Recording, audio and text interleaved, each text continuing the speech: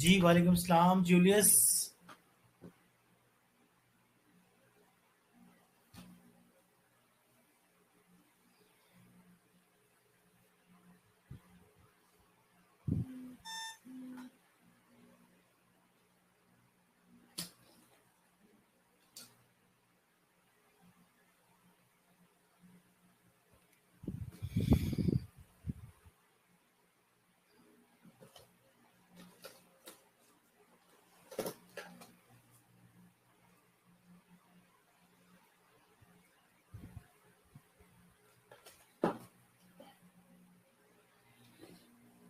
जी वालेकुम सलाम आबिदा।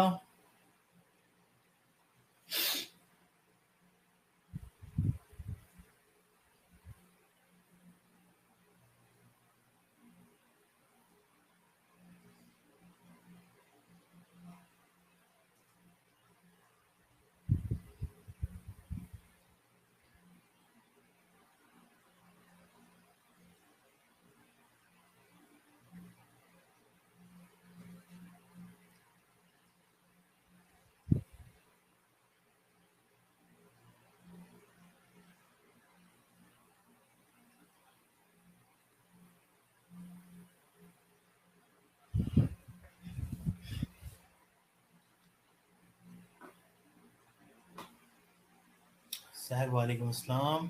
4 लोग हो गए। चलिए दो दो और हम लोग इंतजार कर लेते हैं।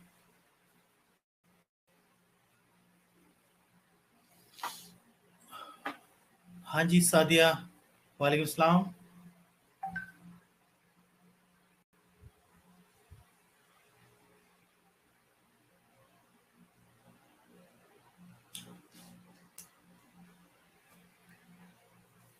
अच्छा कुछ बच्चे ना अभी नमाज के लिए गए हैं, ठीक है, तो मुझे बता कर गए हैं, मैसेज किया था उन्होंने ग्रुप में कि हम लोग नमाज के लिए जा रहे हैं, तो नमाज पढ़ के हम लोग आते हैं फिर, ठीक है।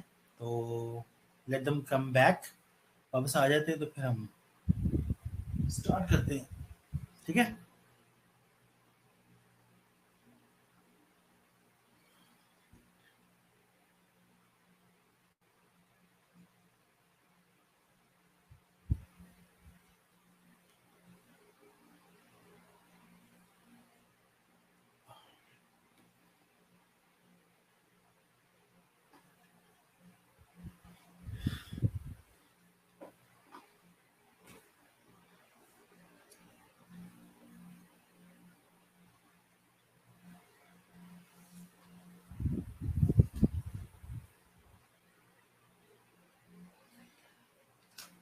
अच्छा बच्चों, लास्ट टाइम हमने जो काम किए थे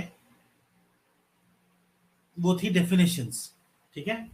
तो आज भी हम डेफिनेशंस ही करेंगे, उनसे आगे चलेंगे क्योंकि डेफिनेशंस हमारी काफ़ी सारी जो है भी शॉर्ट है, तो वो ज़रा हो जाए पूरी थोड़ी सी, तो देन फिर हम दोबारा न्यूमेरिकल्स की तरफ आएंगे। फिल वक्त हमें अपनी डेफिनेशंस को कंप्लीट करना है। आवाज़ वगैरह आ रही है मेरी बिल्कुल ठीक?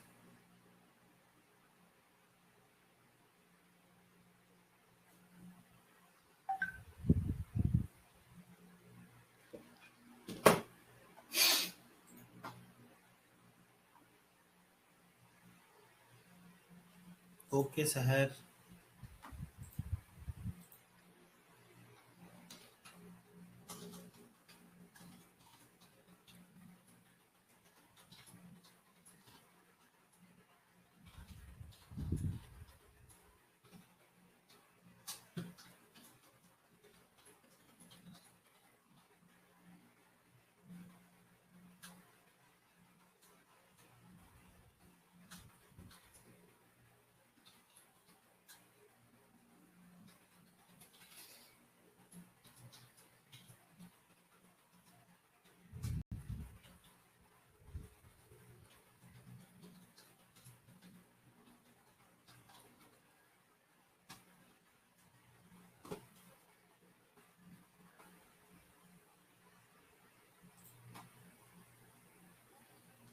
रोनाल्ड गुड इवनिंग,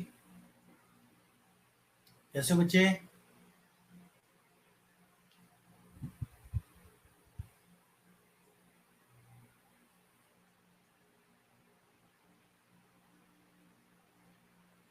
अच्छा, लास्ट जो लेक्चर हुआ था वो किसने नहीं लिया था, वो जरा मुझे बता दो। वालेकुम अस्सलाम आसमा।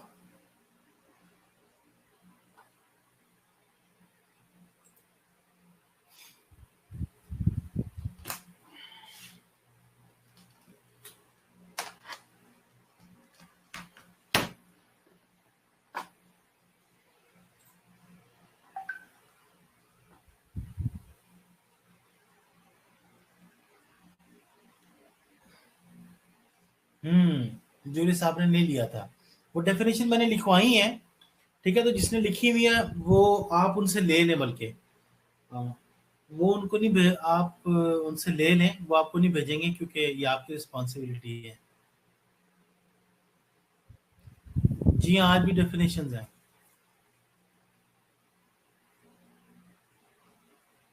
नोटबुक्स ले आए अपनी अपनी, ताकि फिर हम स्टार्ट करें और मुझे ये भी बता दें कि हमने कहां तक कर ली थी।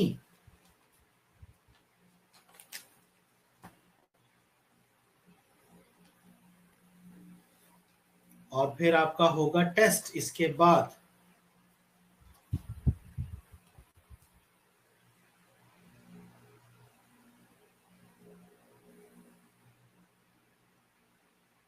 नहीं, ट्रम्प क्या है?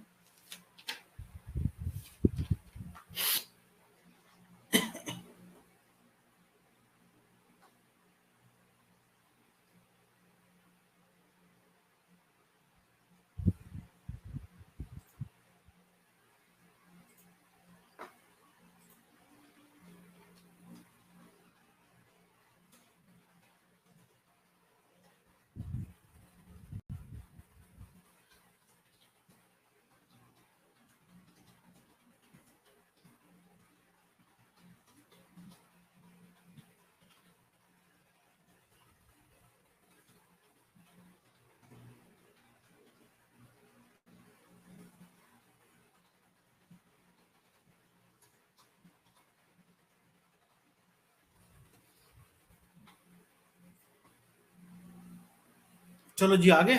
ठीक है, thank you Ronald, thank you very much. चलो यार, बता दो फिर जल्दी से, कि मैं फिर खुद ही शुरू करा दूं। हैं? जल्दी से बता दें कि हमने कहां तक कर ली थी, हम फिर उससे आगे। Child women ratio. अच्छा अच्छा, आपको मैंने इधर से स्टार्ट करवाया हुआ है। Okay, yes, got it.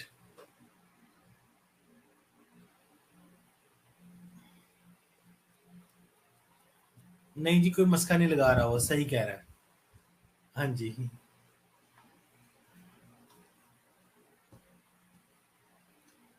Boys जो होते हैं ना, बॉयज वो बिना काम की तारीफ कर देते हैं।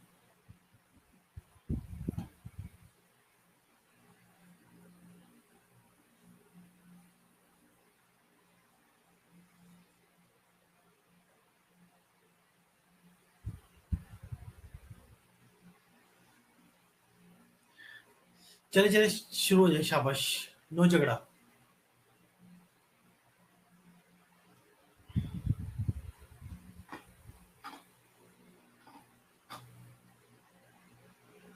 हम्म, अच्छा, ये किसने कहा है क्लस्टर? क्लस्टर, हाँ, यस यस यस, क्लस्टर तक किए थे, याद आ गया।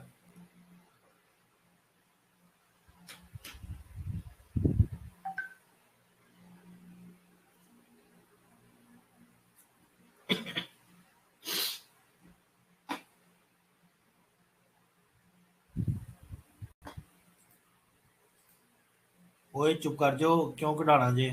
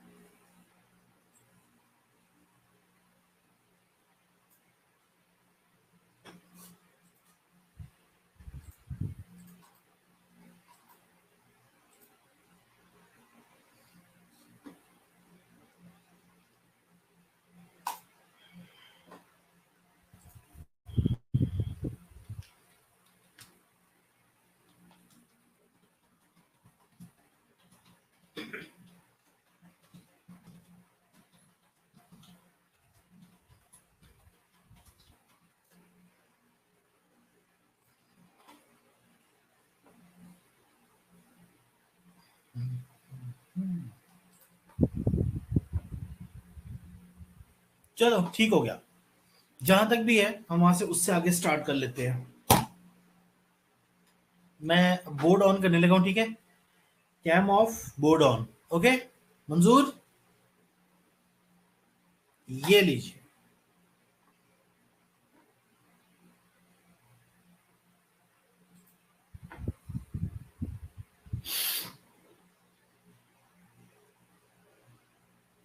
चलो जी कोई बात नहीं, आगे हमारा जो टॉपिक है नेक्स्ट, जो हमारी डेफिनेशन है, that is chi square test.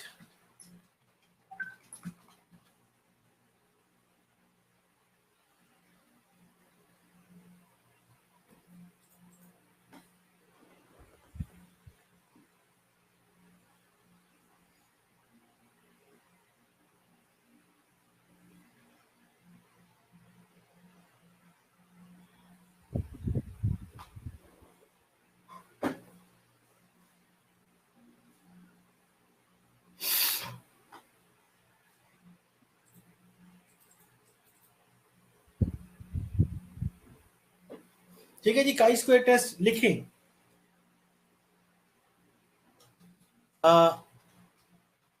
Versatile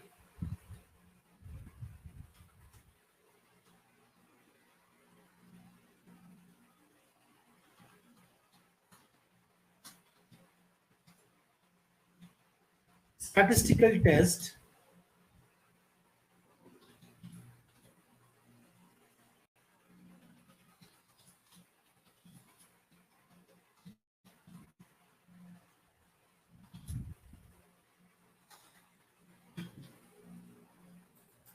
चलो, काई स्क्वायर टेस्ट क्या होता है जी?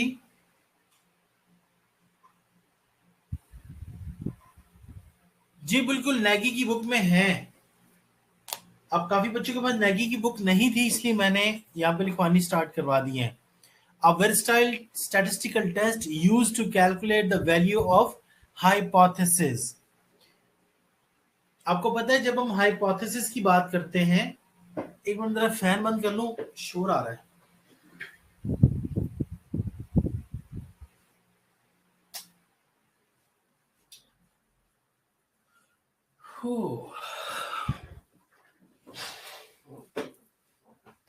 That's better. वालेकुम सलाम सिद्रा जमील। बच्चे पेज नंबर जो है हाइपोथेसिस का स्क्वायर 214।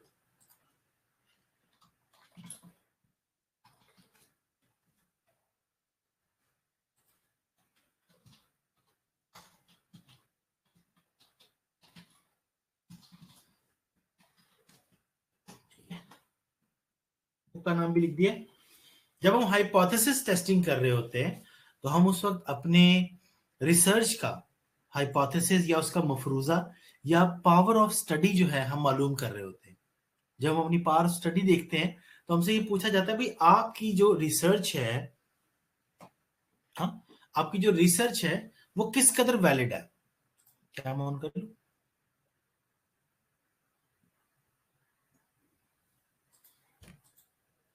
ओप्स, तो मिट जाता है। चलो, मैंने कहा था जब हम हाइपोथेसिस टेस्टिंग की बात कर रहे होते हैं, आपको रिसर्च में भी बताया गया होगा कि हाइपोथेसिस जो है वो एक मफरूजे को कहते हैं। यानी जब हम किसी बात से हट के बात करते हैं, एक चीज है, एक काम ऑलरेडी हो रहा है, अगर हम उससे हट के कोई बात करते हैं, दैट इज कॉल्ड हाइपोथेसिस। ठीक है, हम अपना हाइपोथेसिस तब देते हैं जब हम अपनी बात को इंप्लीमेंट करवाना चाहते हैं। तो आपको हाइपोथेसिस टेस्टिंग के लिए या अपने हाइपोथेसिस की कोई वैल्यू बतानी पड़ती है कि भाई हमारा हाइपोथेसिस इतना स्ट्रांग है कि हम प्रीवियस स्टडी को करते हैं खत्म, उसको नील कर देते हैं और हम अपनी बात जो है ना वो मनवा लेते हैं। दैट इज कॉल्ड, उसके लिए हमें जो स्टैटिस्टिकल टेस्ट की जरूरत पड़ती है उसमें ये टेस्ट आता है, काई स्क्वायर का टेस्ट आता है, स्टूडेंट टी टेस्ट आता है, जी फिशर जी टेस्ट आता है। ये 3 टेस्ट है जो कि हाइपोथेसिस टेस्टिंग के लिए। हाँ, changing in something, changing in something से मुराद ये ले लें, जैसे मैं कहूं कि भाई मैं ये प्रूव कर सकता हूं कि ये स्टोन ये स्टोन अगर मैं यहां से गिराऊं तो ये नीचे नहीं गिरेगा, ठीक है। लेकिन इस वाली स्टडी को प्रूव करने के लिए मुझे क्या करना पड़ेगा, कुछ साबित करना पड़ेगा, मुझे कोई एक्सपेरिमेंट करना पड़ेगा। लेकिन उससे पहले मुझे ये हाइपोथेसिस गलत करने के लिए मुझे पहले उसकी वैल्यू बतानी पड़ेगी कि मेरा जो हाइपोथेसिस है वो कितना स्ट्रांग है, ठीक है। तो अगर मेरी वैल्यू स्ट्रांग होगी तो ही मैं इसकी रिसर्च की तरफ जाऊंगा। समझ गए मेरी बात? तो ये होता है chi square test. Chi square test को हमने पढ़ा, a variable statistical procedure that is used to test different types of hypothesis. ठीक हो गया। दोबारा चलते हैं इस पे।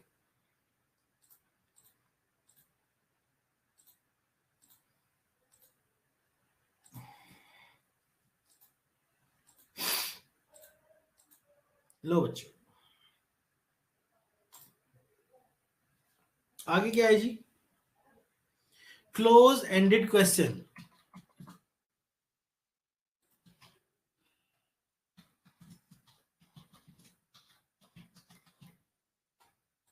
ठीक है, ये है हमारा अगला definition. A question,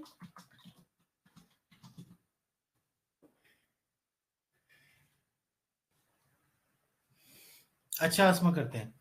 a question whose answer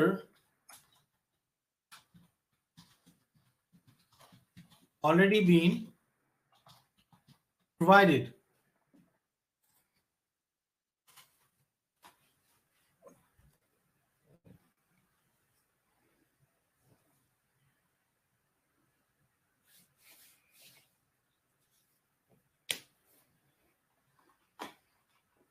ठीक है। A question whose answer has already been provided, जो अगर किसी चीज का आंसर हमें ऑलरेडी प्रोवाइड कर दिया जाए तो हम उसको बोलते हैं कि क्लोज एंडेड क्वेश्चन है, यानी इसका तो जवाब ही नहीं बनता, एंड हो गया इस क्वेश्चन का ना, क्लोज एंडेड है।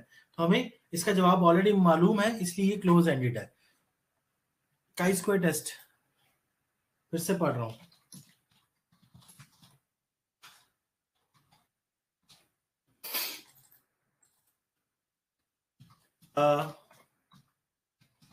versatile statistical test procedure that is used to test different types of hypothesis।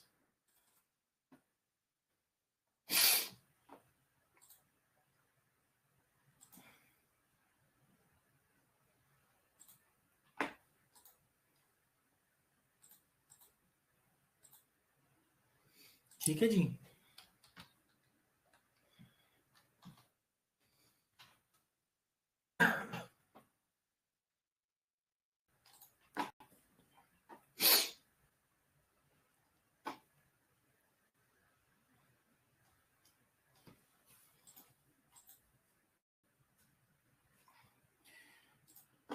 अल्लाहु अकबर। ठीक हो गया आसमा, आपको समझ आ गई। नेक्स्ट डेफिनेशन है क्लस्टर।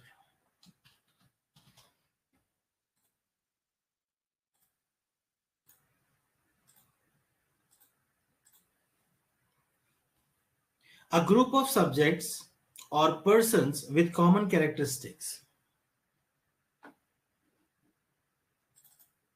characteristics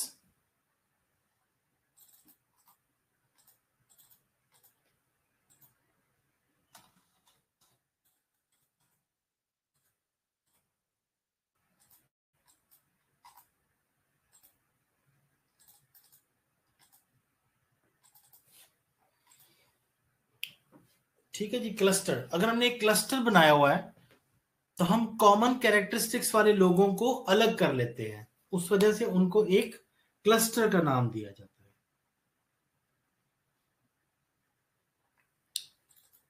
अगला है जी CV, जिसको हम कोएफिशिएंट ऑफ वेरिएंस या variation.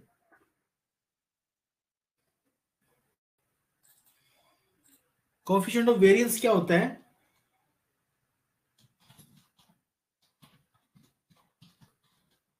Standard deviation divided by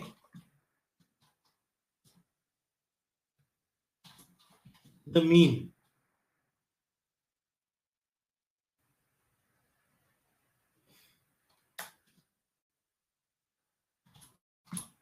It is used to calculate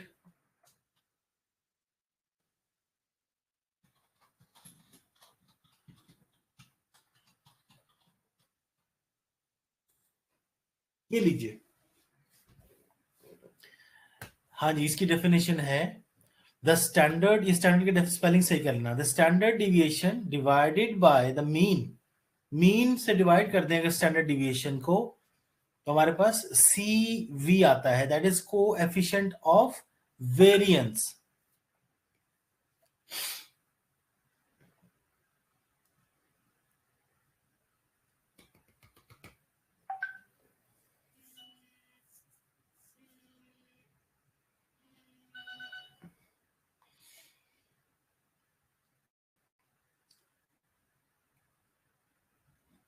It is used to calculate measure of relative variation.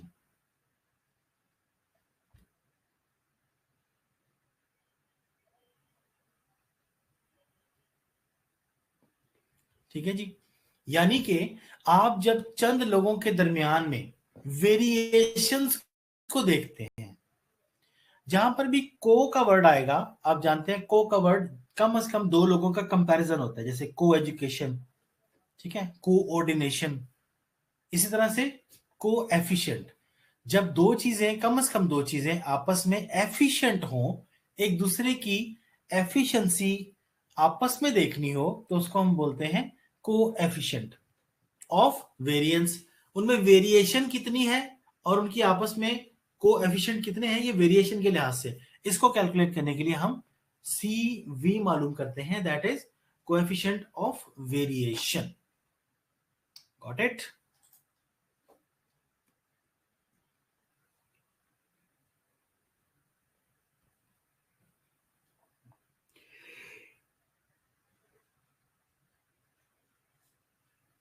ये इंपॉर्टेंट है बहुत।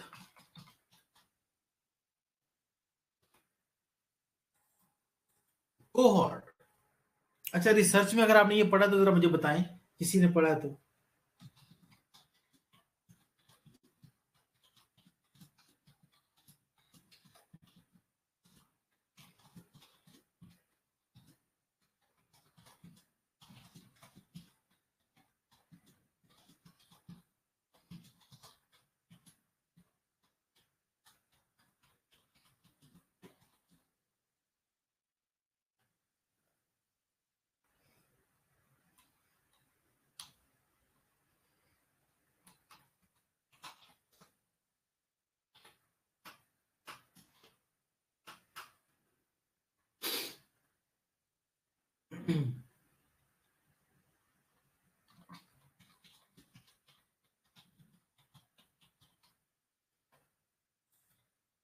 इसकी डेफिनेशन भी मैंने लिख दी है, पढ़ लेते हैं।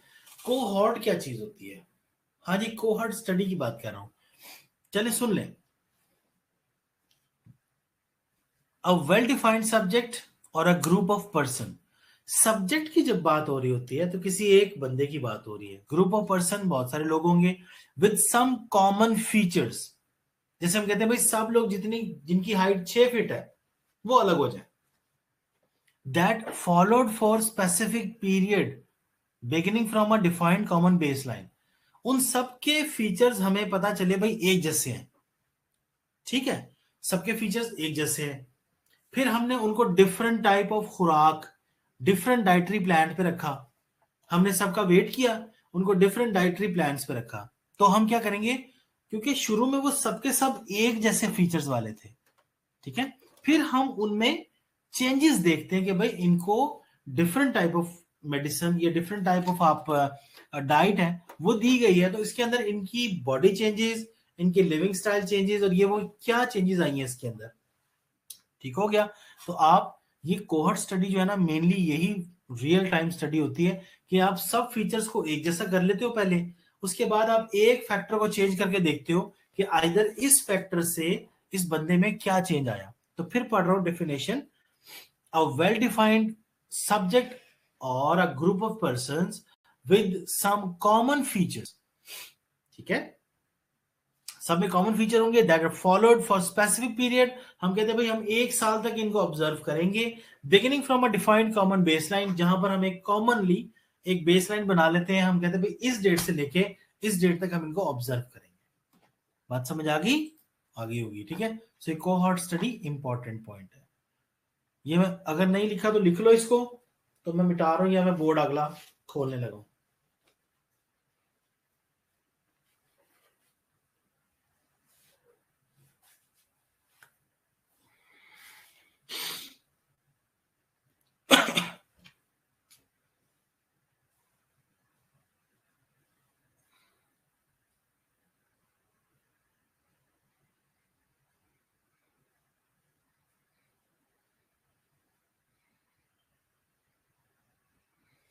अच्छा जी, अगली है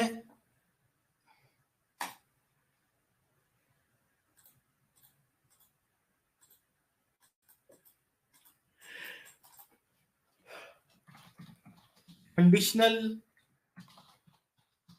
प्रोबेबिलिटी, ठीक है जी।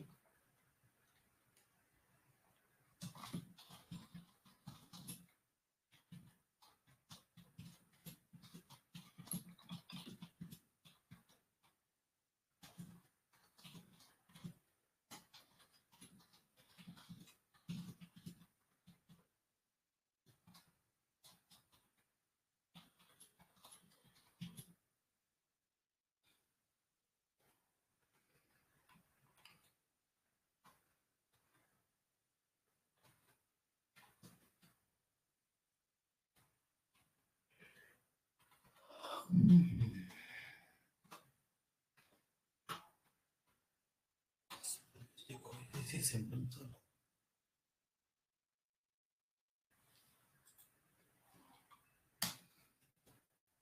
लो जी, ये है कंडीशनल प्रोबेबिलिटी। द प्रोबेबिलिटी पहले आप समझ लिया करें, बाद में इसको लिखा करें, ठीक है, या स्क्रीनशॉट ले लिया करें, बाद में लिखते रहिएगा। The probability of occurrences of an event such as disease with some prior information such as sign symptoms are known, ठीक है। तो ये कंडीशनल प्रोबेबिलिटी है, कंडीशन लगा रहे हैं हम उसके ऊपर एक कि भाई इस वाली बीमारी के या इस वाली डिजीज के साइन एंड सिम्टम्स पहले हम देख चुके थे, लेकिन हम एक इवेंट यानी हम बाद में कुछ पेशेंट्स को इकट्ठा करके वही वाले साइन एंड सिम्टम्स उनके अंदर तलाश कर रहे हैं। तो that is called conditional probability, यानी प्रोबेबली वो पेशेंट हमारे सामने आ सकता है, लेकिन कोई कंडीशन हमने लगा दी है कि भाई हमने सिर्फ और सिर्फ वो पेशेंट देखने हैं जो के जिन लोगों को किसी किस्म का ट्यूमर था, ठीक है। तो हम किसी किस्म का ट्यूमर ढूंढ रहे हैं, तो उस एज ग्रुप में या उस स्पेसिफिक एज में हम वो बंदे को तलाश कर रहे हैं, ओपीडी रोज करते हैं, हम उस बंदे को देखते हैं कि वो आएगा, इस तरह का पेशेंट आएगा जो हमने 5 साल पहले देखा था, ताकि हम ये देख सकें कि आइदर ये वाली बीमारी अभी एग्जिस्ट करती है या नहीं करती, ठीक है। So the probability of occurrence of an event such as disease, हमने कहा ये डिजीज आ सकती है या नहीं आ सकती, विद सम प्रायर इंफॉर्मेशन, जिसकी इंफॉर्मेशन हमें पहले से मौजूद है, such as sign symptoms are known, जिनके साइन एंड सिम्टम्स हमारे पास पहले से मौजूद हों, ठीक है। आप लिख लीजिए, जब तक मैं दूसरा टाइप कर रहा था आप ये लिख लिया करें, स्क्रीनशॉट लेते हैं तो बहुत अच्छी बात है। सी आई, इसको हम कॉन्फिडेंस इंटरवल भी कहते हैं, ठीक है जी। सी आई को कॉन्फिडेंस इंटरवल भी कहते हैं। The interval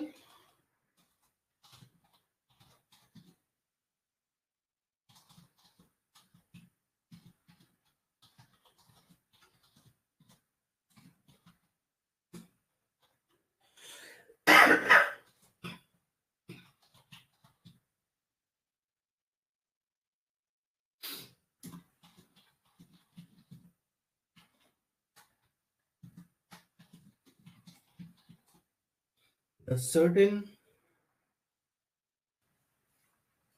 confidence level.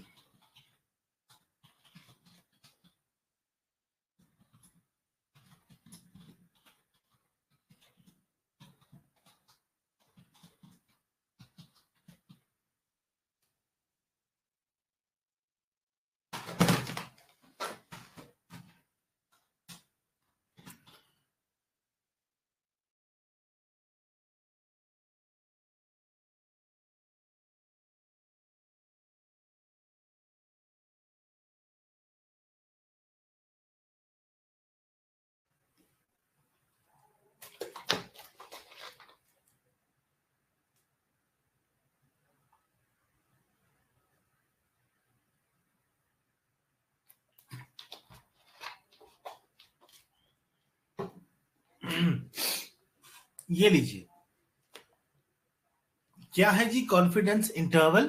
The interval within which a parameter value is expected to lie with a certain confidence level as could be revealed by repeated samples.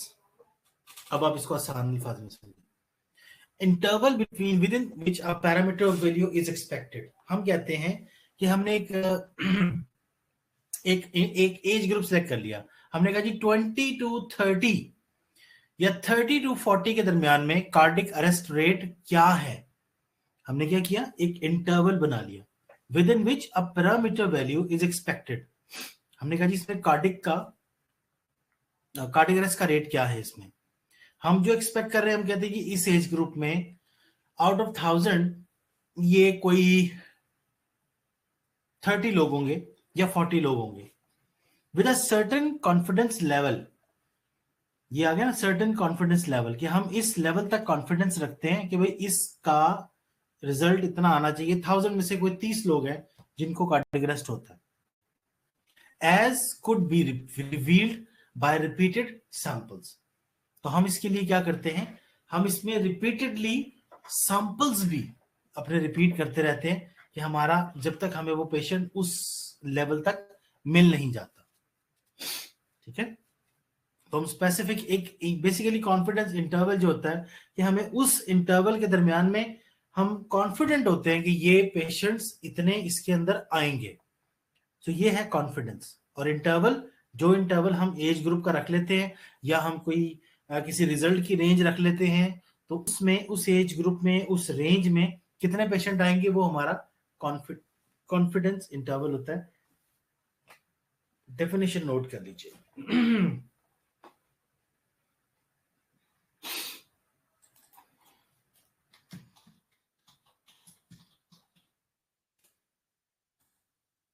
confidence limit,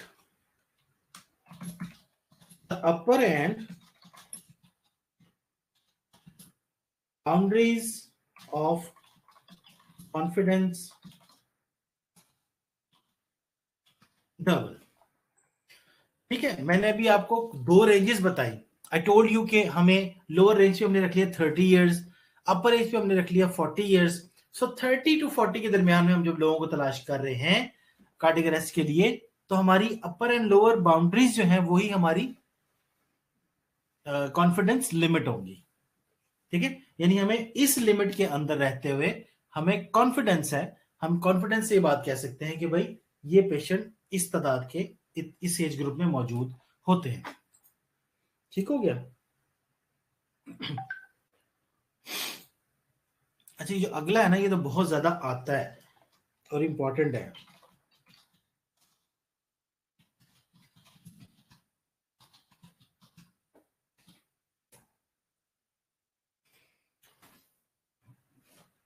किसी को इसके बारे में पता हो, किसी ने नाम सुना हो इसका पहले?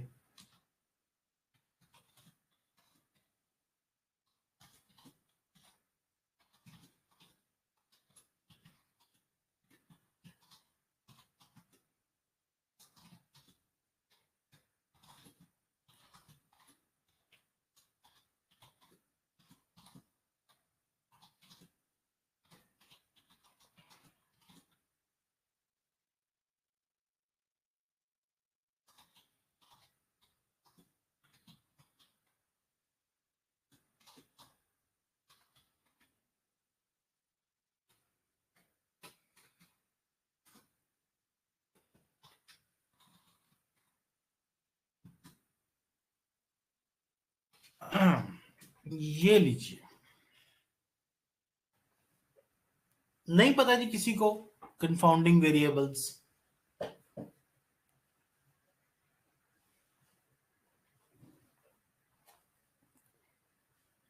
अच्छा, कंफाउंडिंग वेरिएबल्स के बारे में अगर आप पहले एक एग्जांपल सुन लें मुझसे, तो आपको ये डेफिनेशन बड़ी आसानी से समझ आ जाएगी, याद भी हो जाएगी। हम लोग कोई बात नहीं, कोई बात नहीं आसमा, सुन लें। हम लोग एक रिसर्च करते हैं, सपोज हम लोग एक रिसर्च कर रहे हैं जिसमें हम लोग एनीमिया के फैक्टर्स मालूम करने की कोशिश कर रहे हैं, ठीक है? एनीमिया इन विमेन, हम ये फैक्टर्स मालूम करने की कोशिश कर रहे हैं, हम एक रिसर्च कर रहे हैं। हमने उनका एज ग्रुप भी डिसाइड कर लिया, हमने उनके घर के हालात भी, उनकी कंफ्यूज वेरिएबल्स। अच्छा चलो, किसी हद तक जूलिस तुमने सही बताया, ठीक है। लेकिन अभी सुन लीजिए, एग्जाम्पल सुन ले, आपको याद है, आपको सारा पता चल जाएगा। तो हमने क्या किया, हमने उन खवातीन की एज ग्रुप भी देख लिया, हमने उनका रहन सहन भी देख लिया, एंड हमने ये भी देख लिया कि उनके घर में पैसे कितने आते हैं, तनख्वाह कितनी है, इकोनॉमिक कंडीशंस कैसी हैं उनकी, लो जी सब कुछ देख लिया। ये इसलिए देखा कि क्या कहीं उनके खाने पीने में कमी तो नहीं है। तो कुछ खवातीन का एनीमिक लेवल और भी कम आया। हमने 1 मंथ 2 मंथ्स बाद जब हमने डेटा लिया तो फिर भी वो कम ही रहा या और कम हो गया। कहते सबको एक जैसा खाना खिलाया, सबको एक जैसी बातें की, फिर भी कुछ खवातीन ऐसी हैं जिनका एनीमिक लेवल कम होता जा रहा है मजीद। तो कंफाउंडिंग वेरिएबल्स वो वाले वेरिएबल्स, कुछ ऐसे वेरिएबल्स होते हैं जो कि हिडन होते हैं, वो हमें मालूम तो नहीं होते लेकिन वो अपना काम कर रहे होते हैं, ठीक है। जैसे मैंने कहा खाना वो ठीक खाते हैं, लेकिन कुछ खवातीन जैसे कि हम चूंकि जो एनामिक होते हैं उनके लिए कलेजी, दिल, ये चीजें बहुत ज्यादा कही जाती हैं, ठीक है। जो आयरन है आप बहुत ज्यादा लें, इवन कि हम क्वेश्चन में लिखते हैं भी हफ्ते में कितने दिन आपने कलेजी खाई, ठीक है। तो वैसे आप लोग भी खाते हैं कि नहीं खाते, खाया करें बहरहाल। ये जरूरी है बहुत। तो कुछ खवातीन थी जिन्होंने उसको खाने से इनकार कर दिया, उन्होंने कहा जी हम नहीं खाते, और क्वेश्चनर में नहीं बताया, कहा जी हम तो इतने टाइम खाना खाते हैं, लेकिन क्या खाते हैं, फास्ट फूड के पीछे पड़े हुए हैं जी। तो कुछ वेरिएबल्स ऐसे बीच में से निकले कि उनकी हैबिट्स नहीं थी खाने की, एक स्पेसिफिक चीज जो कि एनामिक फीमेल को खानी चाहिए, वो नहीं खाती थी। सो उनकी एनामिक लेवल जो था वो और नीचे नीचे नीचे चलता गया। तो कुछ वो वेरिएबल्स जो कंफ्यूजिंग हो, जूलियस ने बताया था कंफ्यूज वेरिएबल्स, तो कुछ वेरिएबल्स जो ऐसे हो जिनके बारे में पता ना चल रहा हो कि भाई क्या हो सकता है, वो कंफाउंडिंग वेरिएबल्स होते हैं। हम उनको रिसर्च में तलाश करने की कोशिश करते हैं। अब पढ़ते हैं डेफिनेशन।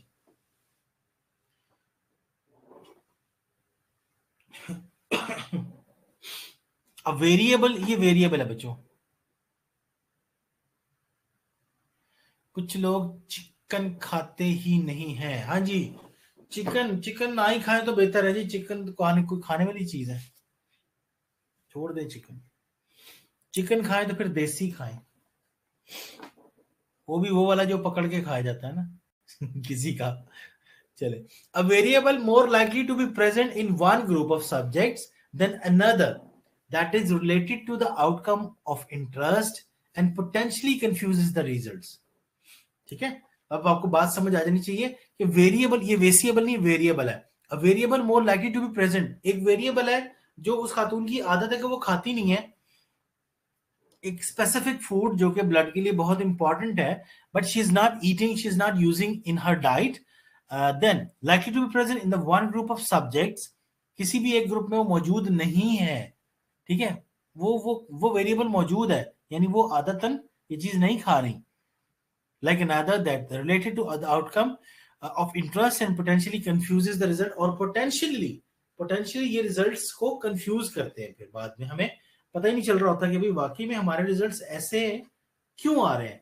तो confounding variables जो है वो उनका अंदाजा लगाना, उनको पढ़ना समझना बहुत जरूरी होता है। Got it? ये बहुत इंपॉर्टेंट है जी, आ जाता होता है, ठीक है।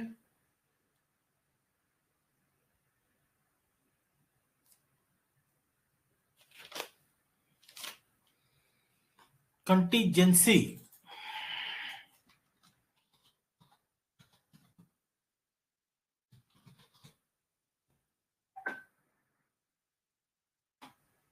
टेबल,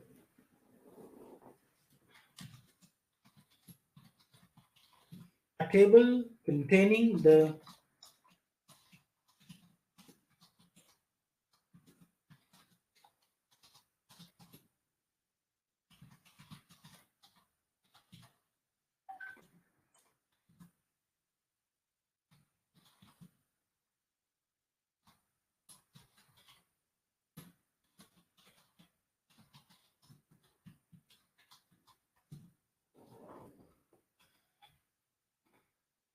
गिने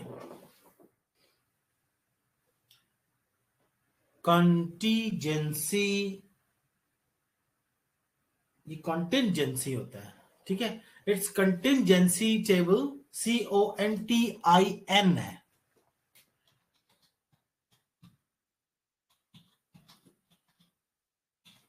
ये नहीं, ये सही है, ठीक है, ये स्पेलिंग सही है।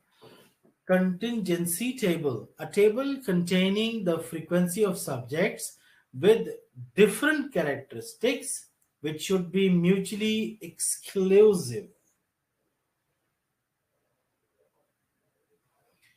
Different parameters, different qualities वाले लोग हमने एक टेबल में लिख लिए, डिफरेंट क्वालिटीज वाले, which should be mutually exclusive. ये एक्सक्लूसिव क्या होता है?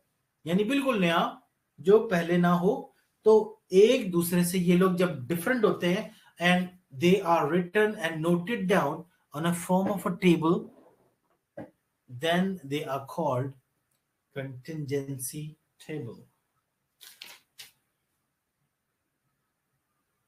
ठीक है,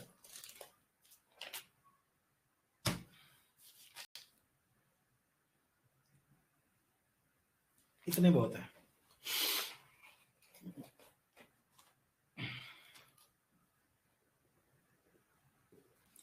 अच्छा बच्चों, ये उस दिन की और आज की मिला के जरा मुझे बताए ना कितनी हुई है। ये जरा गिन के बता दीजिए कोई स्टूडेंट कि ये कितनी डेफिनेशन हमने अभी तक आपको करवा दी है या कर ली है आपने, जो मैंने लिखवाई है इन 2 लेक्चर्स में।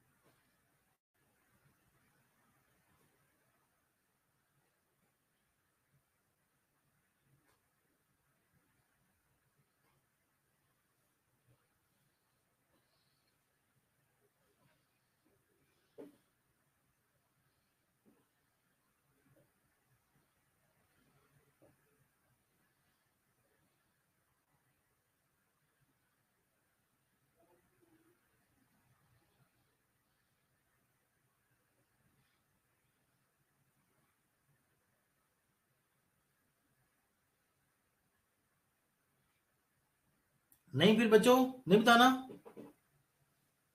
10 हुए हैं, 20 हुए हैं, कितने हुए हैं? आज वाली गिन लेते हैं। 1 2 3 4 5 6 7 8 9 10। ये 10 तो आज की हैं। ये लो, ये पिछली वाली आ गई हैं, आप ले ले स्क्रीनशॉट।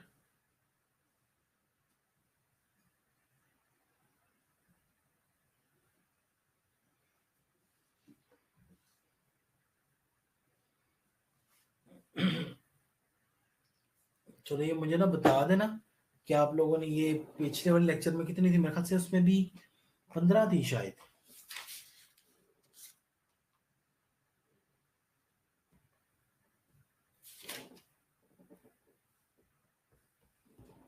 20 थी, 20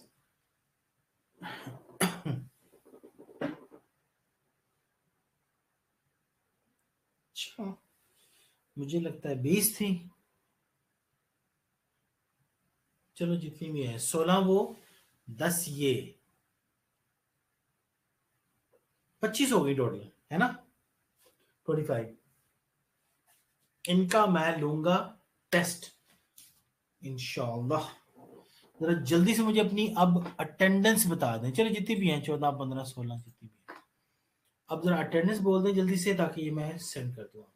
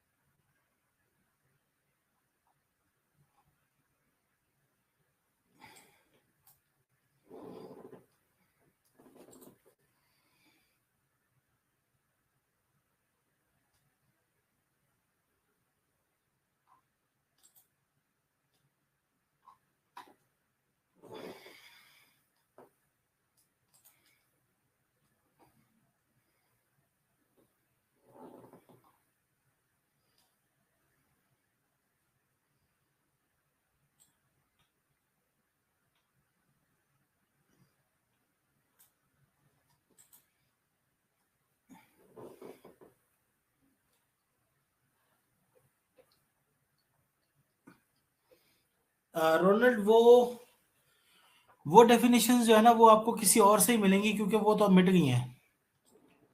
ये ऑनलाइन में नोट्स नहीं बन रहे होते, आपको किसी से लेनी पड़ेंगी, जिन्होंने पहले की हुई है, लिखी हुई है, आप उनसे लेंगे।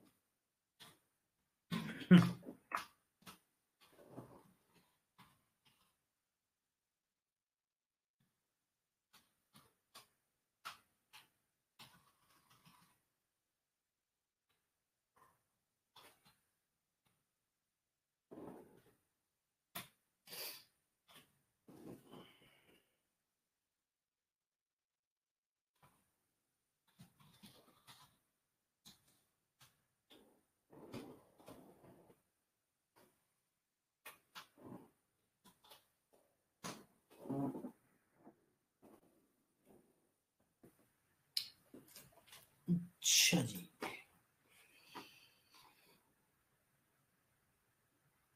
ओके विवाह, बिल्कुल कर दीजिएगा। Good girl, thank you very much. Okay बच्चों, it's all from today's class. Allah.